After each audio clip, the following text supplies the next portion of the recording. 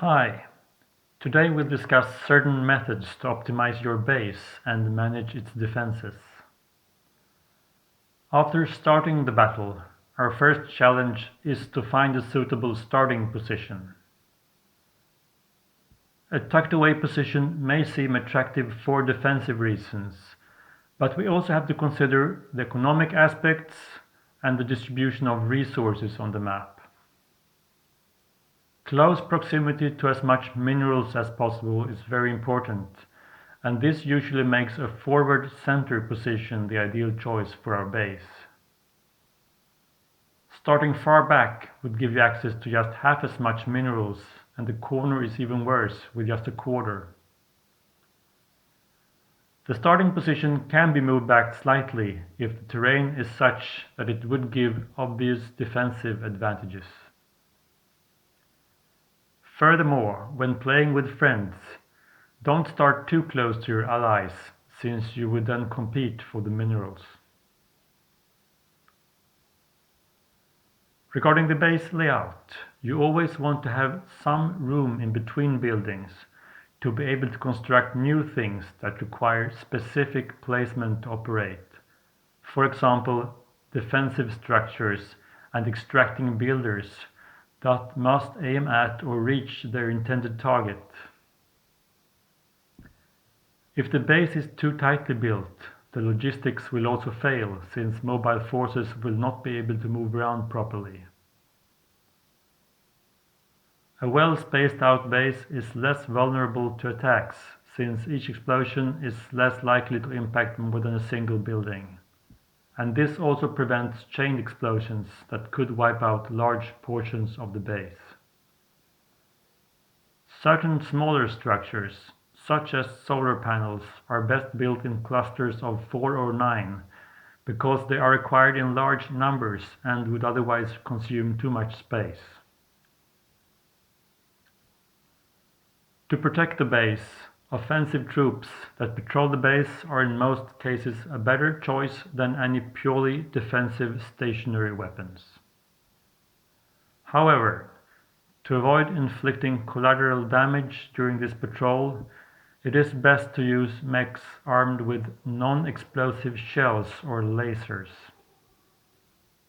If the base is being attacked, stationary weapons can still be deployed if their performance to cost ratio is superior to anything else. To define a patrol route, first select the factory. Then hold the Shift key and use the Move command. Click some points on the map to define a path for the newly constructed mechs to leave the factory and avoid a traffic jam. At the end of this path, switch to the Patrol command and click additional points around your base to define a circular route. Because we held the Shift key, these commands were added on top of any existing, for example, extraction commands the factory already had. The Stop command can, however, be used to clear all commands at any time. Even though they have no weapons, the extracting builders are very effective as stationary defenses, because they can extract metals from incoming enemies and thus eliminate them. A grid or line of extracting builders in front of your base will also repair any mechs patrolling the area. If the extracting builder is set to offensive mode, it will primarily focus on dealing with incoming enemies. This can be particularly useful for the very frontmost line of defensive extracting builders. Extracting builders built by the commander are fragile but have long range if the commander has been upgraded, enabling them to deal with enemies even before they reach your base. The hardpoint, which is buildable by all other constructors, has some unique defensive abilities because it can withstand a tremendous amount of damage and also be quickly repaired. Patrol routes are of course applicable for all types of craft: aircraft, ships, hovercraft, etc. Total warfare battles grow so large that it is important to give commands to the factories rather than the individual mechs, so that they can fulfill their tasks immediately after leaving the factory.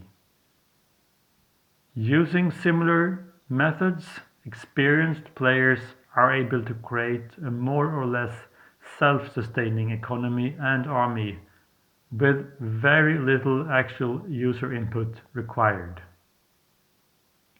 And that concludes this lesson. Stay safe and have fun.